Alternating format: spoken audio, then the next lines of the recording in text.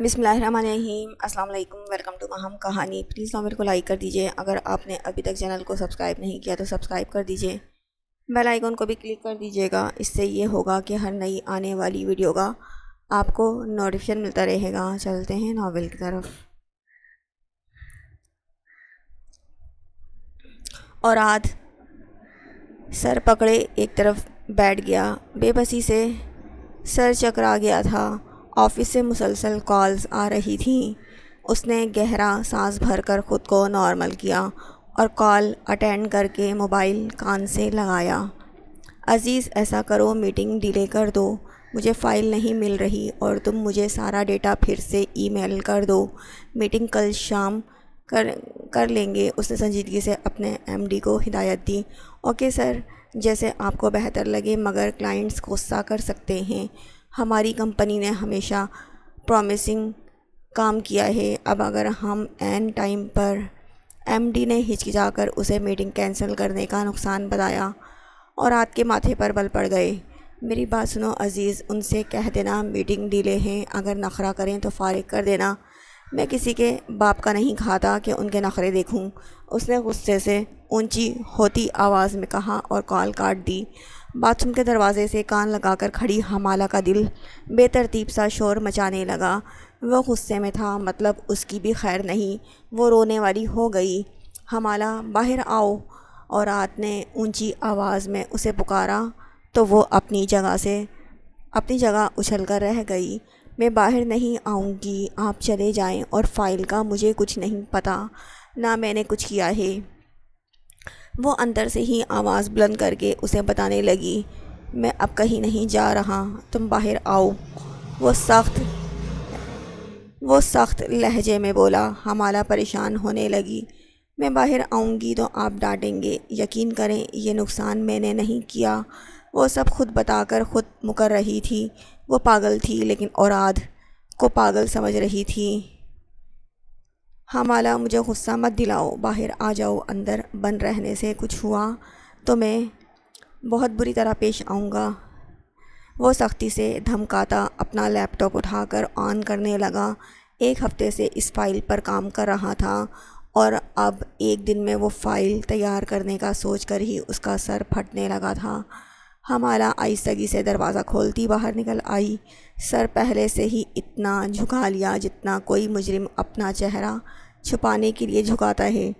اور رات نے لیپ ٹاپ پر ای میل اوپن کرتے ہوئے ایک خفگی بھری نگاہ اس پر ڈالی۔ میں نے یہ فائل… وہ پھر سے وہی جھوٹی وضاحت دینے والی تھی جب اورات نے گھور کر چپ کروا دیا۔ نیل پینٹ گرانے کا مقصد؟ کیا یہ کوئی مذاق ہے؟ اگر یہ پرانک ہے تب بھی نہایت غلط پرانک ہے۔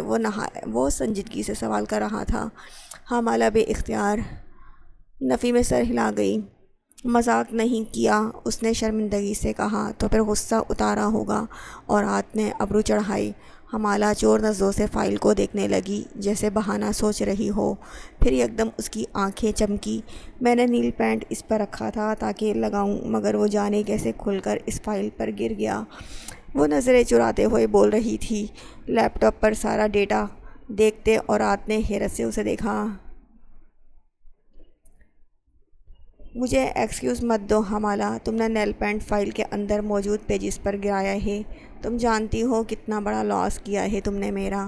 ایک منتھ سے اس پروجیکٹ پر کام کر رہا ہوں، ایک ہفتہ لگا کر اس کا حساب کتاب برابر کیا تھا، اور آج میٹنگ میں یہ ڈیل ہونی تھی، مگر مجھے تمہاری اس حرکت کی وجہ سے ڈیل کینسل کرنا پڑی کیونکہ تم نے فائل ضائع کر دی۔ اب وہ لوگ ڈیلے کرنے پر نخرہ کریں گے اور اگر وہ نہ مانے تو ملینز کا لاس ہوگا۔ اب بتاؤ گی کیوں کیا ایسا؟ وہ سنجیدہ لہجے میں بولتا آخر میں سوال کر رہا تھا۔ حمالہ پریشان ہو گئی۔ آپ کو پتہ ہے، علیحہ نے مجھ سے کہا کہ آپ نے اگر مجھ سے شادی کے لیے خود کہا ہے تو اس کا مطلب آپ مجھے بہت پسند کرتے ہیں۔ وہ اس کے سوال سے بالکل الگ جواب دے رہی تھی اور رات نے بیچارگی سے سرد آہ بھری۔ حمالہ، میں اس فائل کا پوچھ رہا ہوں، تم یہ کیا بتا رہی ہو؟ اور رات نے اسے ہوش دلایا، مگر میں نے علیحہ کا یقین نہیں کیا تھا، آپ مجھے پسند نہیں کرتے۔ آپ کو میں اچھی نہیں لگتی۔ وہ رونے کی تیاری باندھ چکی تھی، آنکھیں جھپک جھپک کر آنسوؤں کا ڈھیر جمع کر لائی۔ اور تمہیں اس بات کا کیسے یقین آئے گا؟ اور رات کو اس کے آنسو دیکھ کر نہ چاہتے ہوئے بھی متوجہ ہونا پڑا تھا۔ آپ ثبوت دینا، تب یقین آئے گا، وہ معصوم صورت بنا کر بولی۔ اور رات کو لگا غصہ کرنا اب فضول ہے، ہمالہ بات نہیں سمجھنے والی تھی۔ ہاں مگر پریشان ضرور ہو جاتی۔ کیسا ثبوت چاہیے؟ وہ لیپ ٹاپ ایک طرف رکھ کر اس کا چہرہ دیکھنے لگا۔ ہمالہ اس کا لہجہ نرم پا کر قدم بڑھاتی اس کے قریب گئی۔ فائل کے لیے مجھ پر غصہ نہیں کریں پلیز، میں جانتی ہوں فائل خراب نہیں کرنی چاہیے تھی، میں تب غصے میں تھی اور یہ فائل سامنے آئی تو بنا سوچے سمجھے خراب کر دی۔ آئی ایم سوری، وہ مدھم لہجے میں بولتی ندامت سے سر جھکا گئی اور رات کو سارا نقصان بھولنے لگا۔ وہ یوں سر جھکا دے، معذرت کرے، نادم ہو اور وہ پھر بھی غصہ کرے تو محبت کیسی؟ وہ ہاتھ بڑھا کر اور رات کو اس کے آنسو دیکھ کر نہ چاہتے ہوئے بھی متوجہ ہونا پڑا تھا۔ آپ ثبوت دینا، تب یقین آئے گا، وہ معصوم صورت بنا کر بولی۔ اور رات کو لگا غصہ کرنا اب فضول ہے، ہمالہ بات نہیں سمجھنے والی تھی۔ ہاں مگر پریشان ضرور ہو جاتی۔ کیسا ثبوت چاہیے؟ وہ لیپ ٹاپ ایک طرف رکھ کر اس کا چہرہ دیکھنے لگا۔ ہمالہ اس کا لہجہ نرم پا کر قدم بڑھاتی اس کے قریب گئی۔ فائل کے لیے مجھ پر غصہ نہیں کریں پلیز، میں جانتی ہوں فائل خراب نہیں کرنی چاہیے تھی، میں تب غصے میں تھی اور یہ فائل سامنے آئی تو بنا سوچے سمجھے خراب کر دی۔ آئی ایم سو سوری، وہ مدھم لہجے میں بولتی ندامت سے سر جھکا گئی اور رات کو سارا نقصان بھولنے لگا۔ وہ یوں سر جھکا دے، معذرت کرے، نادم ہو اور وہ پھر بھی غصہ کرے تو محبت کیسی؟ وہ ہاتھ بڑھا کر نرمی سے اس کا ہاتھ تھامتا اپنے قریب کرتے ہوئے سینے سے لگا گیا۔ اس کے چہرے کے گرد بکھرے گھنگریالے نرم بالوں کو کان کے پیچھے اڑس کر اس کی آنکھوں میں دیکھنے لگا۔ سزا تو پھر بھی بنتی ہے، مگر تم مجھے اپنے ہاتھ سے بنی چائے پلانے کا وعدہ کرو تو معاف کر سکتا ہوں، وہ مصنوعی سنجیدگی سے بول رہا تھا۔ میں ابھی چائے بنا کر لاتی ہوں، وہ چمکتی آنکھوں کے ساتھ بولتی اسے دور دھکیل کر کمرے سے باہر بھاگی اور رات خالی ہتھیار لیے حیران سا بیٹھا تھا۔ چائے اور معافی کا سن کر اس کا جذباتی ہو جانا اور رات کو حیران کر گیا تھا۔ وہ سر جھٹک کر اسٹڈی روم میں پہنچا جسے اس نے آفس کی شکل دی ہوئی تھی۔ فائل اور کاغذات پھر سے تیار کر کے اپنے کمرے میں آیا اور پوری توجہ سے ساری کیلکولیشن اور حساب تیار کرنے لگا۔ ہمالہ نے آنے میں بہت دیر کر دی تھی۔ وہ چائے کی طلب میں اٹھ کر کچن میں پہنچا تو وہاں کا منظر اسے حیران کر گیا۔ ہمالہ چائے بھی تیار کر رہی تھی، ساتھ فریز کیے ہوئے کباب بھی تل رہی تھی۔ بالوں کا میسی سا جوڑا بنائے وہ مصروف سی بہت پیاری لگ رہی تھی۔ تمہیں کوکنگ آتی ہے؟ امیزنگ، اور رات نے حیرت سے سوال کیا۔ وہ چونک کر پلٹی، جی ہاں، خانی مورے کی مہربانی سے تھوڑا بہت کچھ نہ کچھ بنا ہی لیتی ہوں۔ ان کو میرا اونچا اونچا ہنسنا بولنا پسند نہیں تھا، جس پر ہر بار وہ مجھے لیکچر دیتی تھی کہ میں فضول ہوں، ناکارہ ہوں، کسی کام کی نہیں ہوں اور سسرال والوں سے جوتے کھاؤں گی۔ پھر مورے گل ہر بار ایموشنل ہو کر مجھے کچن میں لے جاتی تھی اور پوری کوشش کرتی تھی کہ سسرال کے جوتوں سے بچنے کا کوئی حل ہو میرے پاس، اور دیکھا آج وہی حل کام آیا، ورنہ آپ مجھے سزا دیتے تو میرا کیا ہوتا؟ مجھے بابا نے کبھی نہیں مارا، وہ جھرجھری لے کر بولتی۔ فرائی پین میں پڑے کباب الٹنے لگی اور رات کو بے ساختہ اس پر پیار آیا تھا۔ آگے بڑھ کر اسے سینے سے لگا لیا۔ ہمالہ نے ٹھٹک کر رخ موڑتے ہوئے اسے دیکھنا چاہا تو آگ کی تپش سے سرخ پڑتے رخسار پر نرمی سے لمس چھوڑ گیا۔ ہمالہ سٹپٹا کر چہرہ جھکا گئی۔ میں تمہیں مارنے کا سوچ بھی نہیں سکتا ہمالہ، سزا کا مطلب یہ ہرگز نہیں تھا، اپنے دماغ سے یہ سب نکال دو۔ تمہیں میری محبت حاصل کرنے کے لیے اس محنت کی ضرورت نہیں ہے۔ میری محبت کا تمہیں اندازہ ہو جائے تو شاید تم ساری عمر خود پر رشک کرو گی۔ تمہیں حق دیتا ہوں، تم نخرہ کرو، فرمائش کرو، تمہیں سب اجازت ہے۔ وہ اسے سینے سے لگاتا خود میں بھیج گیا۔ وہ اسے محبت کہہ رہا تھا جو اس کا عشق تھی، عشق بھی جنونی سا، جذباتی سا۔ وہ واحد تھی جس کی صورت ایک بار ایک نظر دیکھ لینے کے بعد بھی بھول نہیں پایا تھا۔ کباب جل جائیں گے، حمالہ نے گھبرا کر اس کے حصار سے خود کو نکالا اور رات نے ہاتھ بڑھا کر چولہا بند کر دیا۔ کباب سنہری ہونے کے بجائے سیاہی مائل ہو رہے تھے۔ جل گئے۔ حمالہ محنت ضائع ہونے پر رونے والی ہو گئی اور رات نے لب دانتوں تلے دبا کر اسے دیکھا۔ اچھے ہیں، مجھے ایسے ہی پسند ہیں، روم میں لے آؤ۔ وہ بہت توجہ سے اس کا چہرہ دیکھ کر بولا اور وہاں سے چلا گیا۔ حمالہ حیرت سے جلے کباب دیکھ رہی تھی۔ کیا وہ جلے ہوئے کباب کھاتا تھا؟ اسے عجیب لگا۔ چائے اور کباب لے کر کمرے میں پہنچی تو اورات نے فائل ایک طرف رکھی اور ٹرے اپنے سامنے کھسکا لی۔ حمالہ نے چائے پیتے ہوئے اسے دیکھا۔ وہ بہترین کھانوں میں نقص نکالنے والا انسان اس کے بنائے جلے کباب شوق سے کھا رہا تھا۔ وہ ہونک سی اسے دیکھنے لگی۔ حمالہ نے چائے پیتے ہوئے اسے دیکھا۔ وہ بہترین کھانوں میں نقص نکالنے والا انسان اس کے بنائے جلے کباب شوق سے کھا رہا تھا۔ وہ ہونک سی اسے دیکھنے لگی۔ محبت اندھی ہوتی ہے اور محبت جنون کا رنگ اوڑھ لے تو محبت پاگل پن سے بڑھ کر کچھ نہیں۔ پھر یہ سب بھلا دیا کرتی ہے، سب وار دیتی ہے۔ محبت ہر نقصان کو محبت سے بھر دیتی ہے۔ ابراہیم آپریشن تھیٹر میں موجود تھا۔ سامنے ایک مریضہ پڑی تھی جس کی سرجری ہو رہی تھی۔ وہ نہایت سنجیدگی اور توجہ سے اس پر جھکا ہوا تھا۔ ماتھے پر پسینے کے قطرے نمودار ہوئے تو اس نے فوری سر ایک طرف کیا اور نرس نے آگے بڑھ کر ٹیشو سے پسینہ صاف کیا۔ وہ پھر سے مریضہ کی جانب متوجہ ہوا۔ سر پیشنٹ کا بی پی انکریز کر رہا ہے، ایک جونیئر ڈاکٹر نے گھبرا کر اسے بتایا تو اس کے ہاتھ رک گئے۔ بی پی نارمل کرنے کا انجیکشن بتا کر وہ رکا اور تیزی سے زخم سنبھالنے لگا۔ دل کی سرجری کرنا آسان کام نہیں تھا، پسینے کے قطرے تک گرنے سے روکنے ہوتے ہیں۔ مریض کا بلڈ پریشر بڑھ جائے یا کم ہو جائے وہ نقصان دہ ہوتا ہے، وہ ساتھ ساتھ سنبھالنا پڑتا ہے۔ ابراہیم بھی پریشان ہو رہا تھا۔ بعض اوقات ڈاکٹر پوری کوشش کرتا رہے مگر مریض کے دماغ میں چلتے مسائل اور سوچے علاج میں رکاوٹ بن جاتی ہیں۔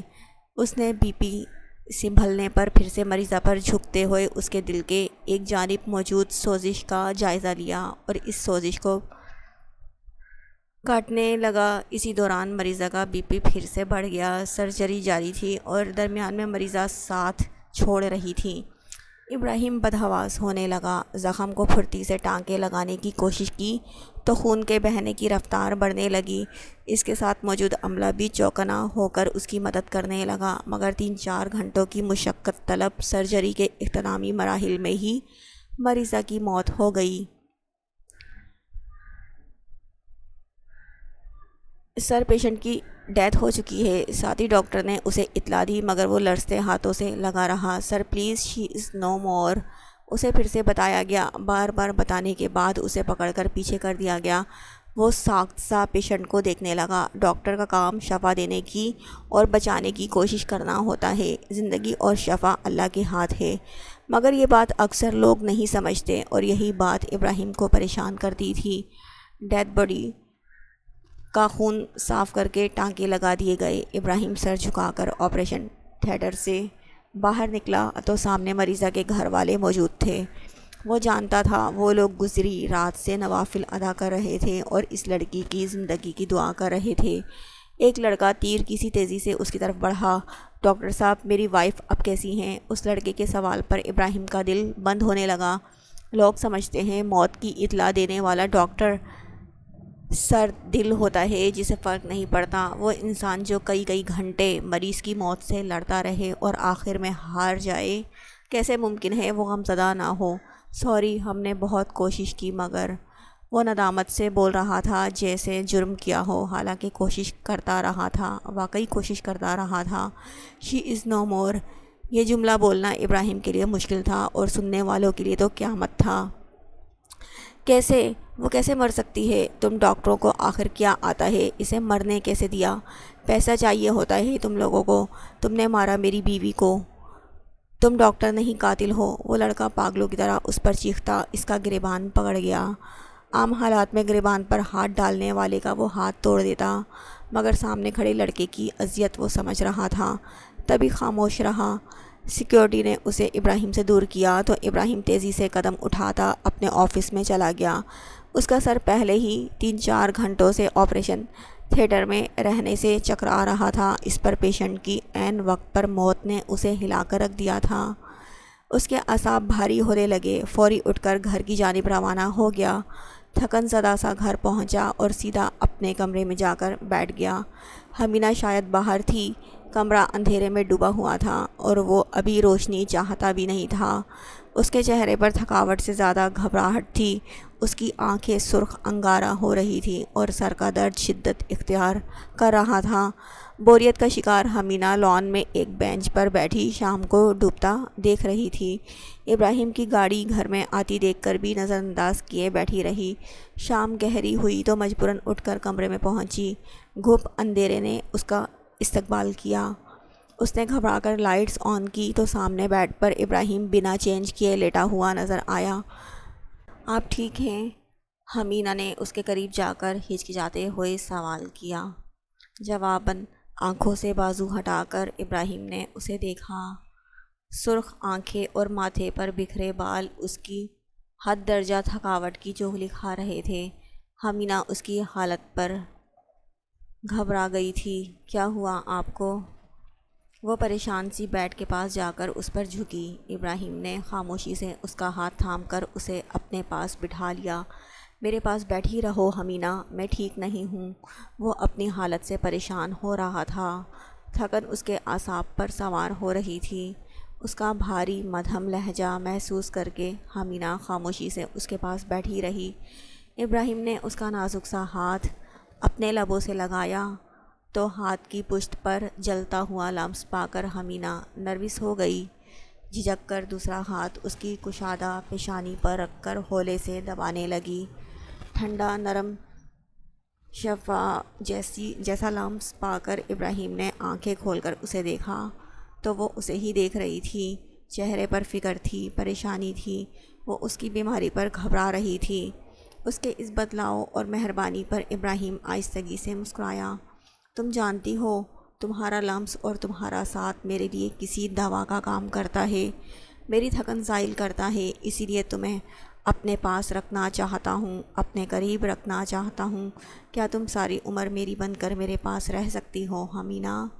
ابراہیم نے نرمی سے سوال کیا تو وہ یک ٹک اسے دیکھنے لگی، پھر افسردگی سے سر جھکایا۔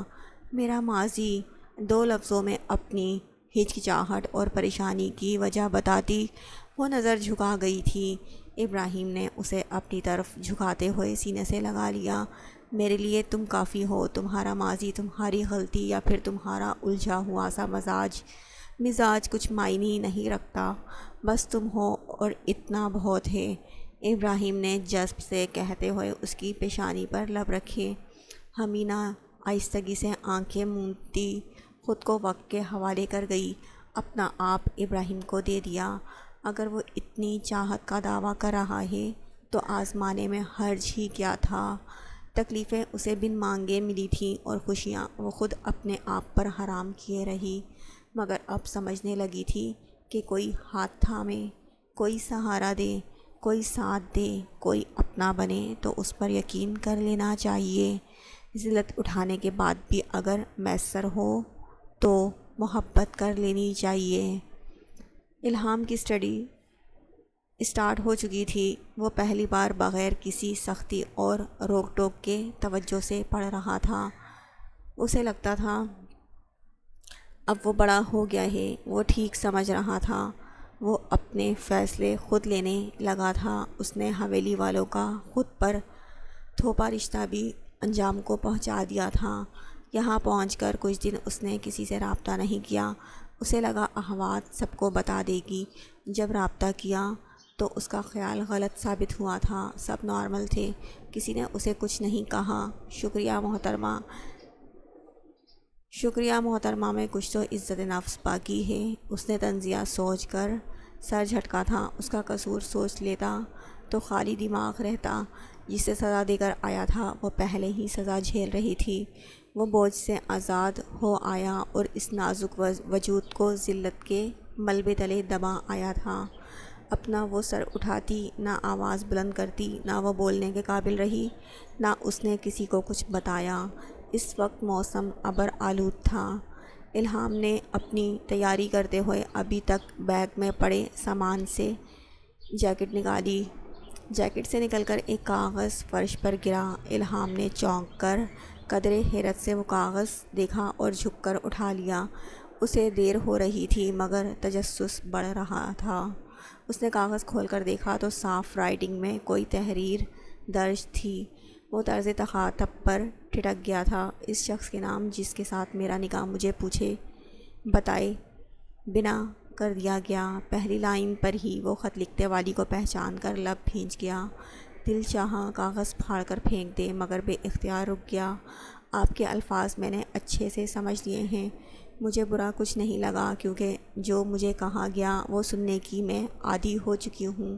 الفاظ میں کچھ سختی تھی مگر وہ ذلت نہیں تھی جو میں سہتی آئی ہوں۔ شاید آپ جلدی میں تھے اسی لیے، یا شاید آپ کی تربیت نے روک دیا۔ میں اتنی بار ٹھکرائی گئی ہوں کہ آپ سے نکاح کرتے ہوئے ہی جان گئی تھی اس بار بھی رد کی جاؤں گی، لیکن مجھے صفائی دینے کا موقع بھی نہیں ملے گا یہ نہیں سوچا تھا۔ آپ کے حکم پر عمل میرا فرض ہے مگر مجبوری یہ ہے کہ میرا اور کوئی ٹھکانہ نہیں رہا۔ آپ سے درخواست ہے جب تک آپ وہاں ہیں مجھے طلاق نہیں دیجیے گا۔ آپ کے وہاں رہنے تک میں آپ کی حویلی میں رہوں گی۔ آپ نے طلاق دے دی تو نکال دی جاؤں گی مگر وعدہ کرتی ہوں آپ کے لوٹ آنے سے پہلے ہی اپنی رہائش کا انتظام کر لوں گی۔ پھر طلاق بھی دے دیجیے گا، پھر یہ بے نام تعلق توڑ دیجیے گا، پرواہ نہیں، شکر گزار رہوں گی۔ الفاظ کا یہی اختتام ہو گیا تھا۔ اس نے اپنے نام نہیں لکھا، اس نے اپنا کوئی تعارف بھی نہیں دیا۔ وہ اپنا مستقبل طے کر چکی تھی۔ وہ حویلی سے چلی جائے گی پھر اس سے طلاق لے گی۔ الہام ساکت سا بیٹھا تھا۔ ایسا لگ رہا تھا جیسے کسی نے اس کی اکڑ اور غرور کو چھرا گھونپ کر مار دیا ہو۔ وہ کس ذام میں اتنا بول آیا تھا؟ اب ان الفاظ میں دبی حسرت اور اذیت کو شمار کرتا وہ سر ڈالے بیٹھا تھا۔ نکاح کے لیے وہ بھی تو خاموش ہو گیا تھا۔ وہ حویلی کا فرد، وہاں کا مالک اور مرد ہو کر انکار نہیں کر پایا تو اس لڑکی سے کیسے امید کر لی جو کمزور تھی، جس کا کوئی ٹھکانہ نہیں تھا، حویلی والوں کے احسان تلے دبی ہوئی تھی۔ الہام اپنی غلطی کا احساس ہونے پر پتھرا گیا تھا۔ اسوان اور گلالئی یونی میں حمالہ کو آتا دیکھ کر پرجوش ہو گئی۔ بھاگ کر حمالہ کے پاس پہنچی۔ واہ بھی بنو، تمہیں بھی فرصت مل گئی ہنی مون سے۔ گلالئی نے اسے ملتے ہی زبان کے جوہر دکھائے۔ ہنی مون؟ کون گیا؟ علیحا دنیا گھوم رہی ہے یہاں میرے ہسبینڈ کی دوڑ حویلی سے شہر تک ہی لگتی ہے۔ حمالہ نے ناک چڑھا کر گلہ کیا۔ لو تمہیں بھلا دنیا گھومنے کی ضرورت ہی کہاں ہوگی، اور آج لالا گھر کو ہی ہنی مون اسپاٹ بنا لیتے ہوں گے۔ گلالئی کی زبان پر کھجلی ہوئی۔ تمہاری زبان بہت دراز ہو رہی ہے، ایسا نہ ہو تمہاری شادی سے پہلے تمہاری زبان کاٹنی پڑے۔ اسوان نے سرخ چہرے کے ساتھ اس کی جانب دیکھا۔ جو سچ ہے وہ کہہ دیا۔ اس نے یونی کو میکا سمجھ لیا ہے، ہفتوں بعد ایک دن کے لیے آ جاتی ہے تو یہی سمجھا جائے گا نا۔ گلالئی اپنی بات پر ڈٹی رہی۔ حمالہ کا چہرہ خفت سے سرخ ہوا جا رہا تھا۔ وہ تیزی سے آگے بڑھ گئی۔